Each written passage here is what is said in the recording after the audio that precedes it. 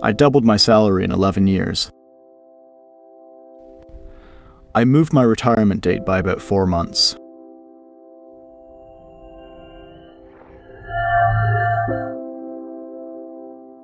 $42,000 at 24, 85 at 35, in between 4 promotions and 1 job change I was genuinely proud of.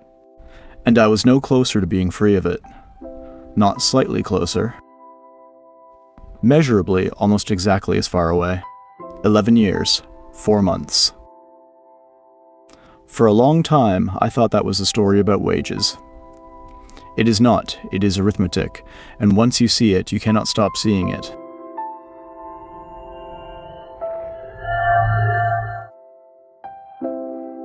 There is one number that determines when you stop working, and almost nobody can tell you theirs. It is not your salary. It is the gap between what you earn and what you spend, written as a percentage. Here is why that one number is the whole game. Your savings decide how fast the pile grows, but your spending decides how big the pile. It works on both ends at once. That is the part that surprises people. Spend less and you save more, obviously. But you also lower the finish line, because a cheaper life needs a smaller pile to pay for it forever. 2 ends, 1 decision. So here's what the arithmetic actually says, and I want you to sit with these for a second. Save 5% of what you earn, and you are working for about 66 years.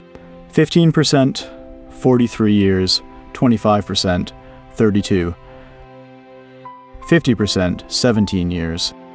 Now read that list again and notice what is missing from it. There is no salary in it anywhere. Which means the thing almost everybody is optimizing.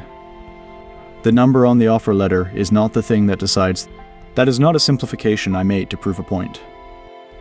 The income genuinely cancels out of the equation. It appears on both sides and it goes.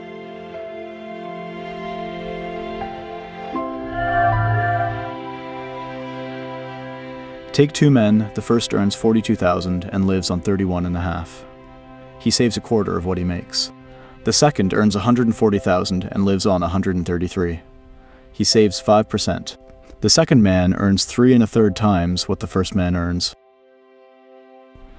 He will work for twice as long. 32 years against 66. Same market, same returns, same everything except the gap. The first man is not more disciplined or cleverer or luckier. He simply arranged his life so that a quarter of it flows past him instead of through him. A quarter, that is all. And if you met them both, you would call one of them successful and you would be quietly sorry for the other one.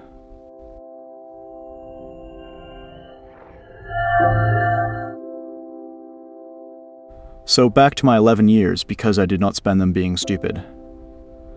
That is what I want to get across. The first raise was $3,000 a year. I moved out of a flat share into a 1-bedroom. That cost me about $3,000 a year. I do not regret it. I was 27 and I wanted a door that closed. The second raise was bigger. I replaced a 14-year-old car that was genuinely failing. Also defensible. Everything on this list is defensible. That is precisely the problem, because at no point did I sit down and decide to spend my raise. Every single time, the raise arrived, and then a reason arrived. And the reason was always a good one. 11 years of good reasons. My salary went up by $43,000. My spending went up by $41.5. I did not waste it. I upgraded my life item by item, each one sensible, until my life cost exactly what I earned, which is what it had always cost.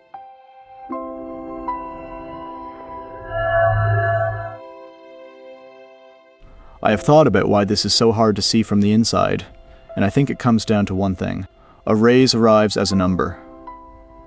It arrives once, in a letter, and it feels enormous. Spending arrives as 50 separate small decisions across a year, and not one of them feels like the decision that...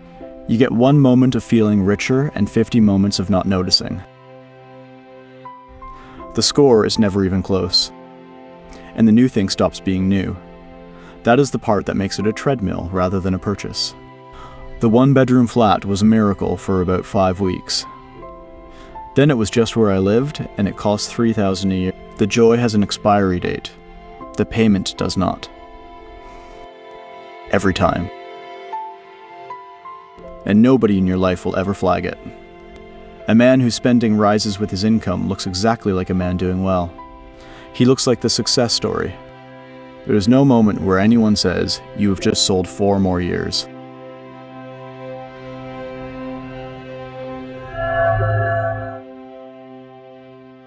Now, the objection, and it is a good one, so I want to take it seriously rather than talk past it. Why would anyone live on 31,000 when they earn 140? What is the point of the money if you never... And the honest answer is that most people should not go to 50%. That is a monastic number and it costs you years you do not get back. But look at the shape of the list again. Going from 5% to 15 buys you 23 years. Going from 35 to 50 buys you 8. The first 10% is worth 3 times the last 15. All the value is at the bottom of the range, where it is easy. So nobody is asking you to live like a monk. The argument is that going from 5 to 15 is worth more than every raise you will get this decade. And unlike a raise, nobody has to approve it. Nobody at all.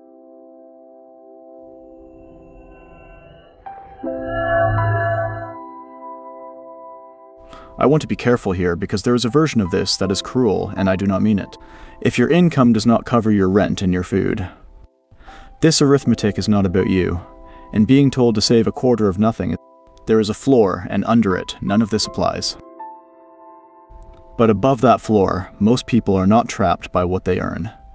They are trapped by the fact that their life has quietly grown to the exact size of their income, and it grew that way, one reasonable... The thing that finally moved my number was not a raise. I got one that year, and it did nothing, same as all the others. It was keeping my flat for 2 more years after the raise that would have paid for a better one. That single decision moved my exit date by 4 years. 4 years for staying put. One decision not made once, exactly made once, and then not undone, 24 times. Every month the rent. That is the whole thing, not a budget, not cutting coffee. One large decision that you then do not reverse. So, if you want your number, it takes about 10 minutes. Take what you earned last year after tax. Take what is left at the end of it. Divide one by the other. Most people have never once calculated that percentage, and it is the only number in their financial life that decides anything. And when the next raise comes, the question is not what you can now afford. It is what you are willing to leave exactly as it is. I put the boring arithmetic on this channel with the years I wasted left in. Subscribe if that is the version you want.